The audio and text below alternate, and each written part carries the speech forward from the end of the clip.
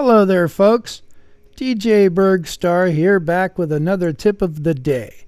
So today I want to talk about track automation, specifically volume automation. So there's a couple of ways you can do this, and what I've set up here is a track that I've used track volume for my automation, and then right next to it I've got the exact same track, but I've used a utility for my track volume automation using this gain knob. So let's see what this sounds like. Here we are using the track volume automation.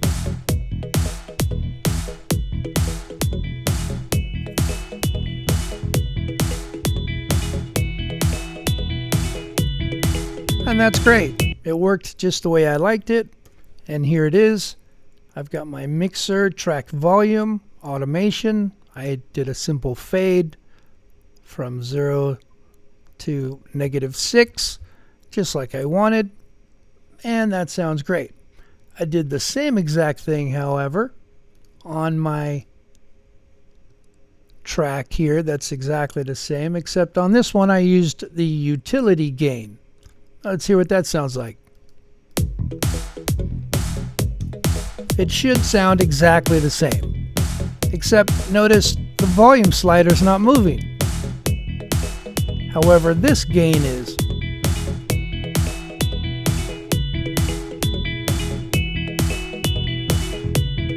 So the result is exactly the same, except there's an advantage to using the utility gain for your automation versus using your main track volume slider.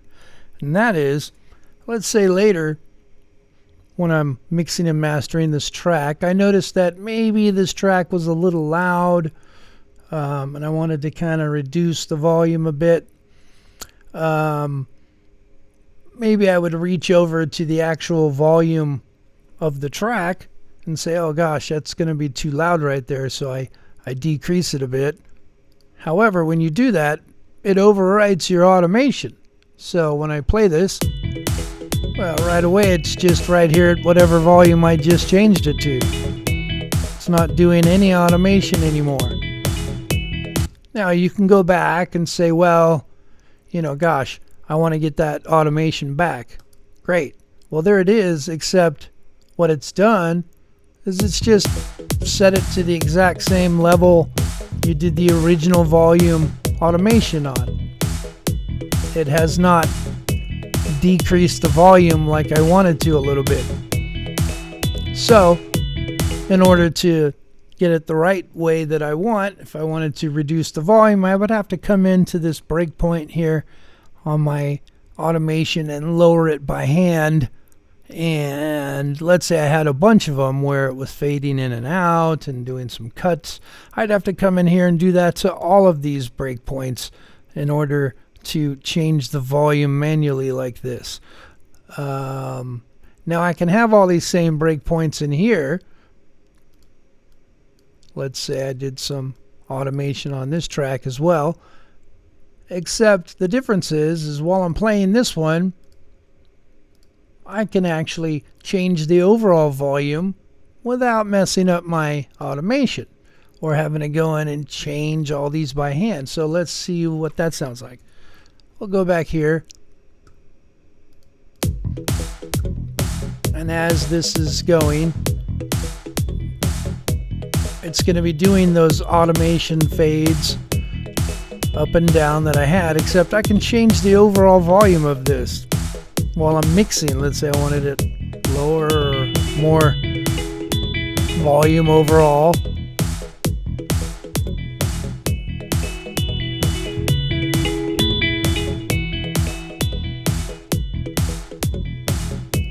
And so that's a great trick because I don't want to have to go in and edit all these by hand. I just wanted to change the volume just by a little bit, potentially up or down of the entire track here without messing with all of my automation. And so that can make things smoother when you're mixing and mastering later. So I hope this tip helps you guys out. It helps with my mixing and mastering later, and hopefully it'll help you too.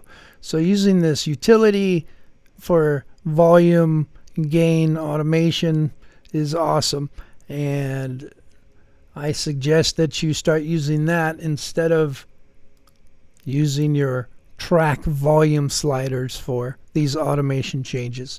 So that's the tip of the day. Hopefully it helps. We'll see you next time. Thanks for watching. DJ Burgstarre out.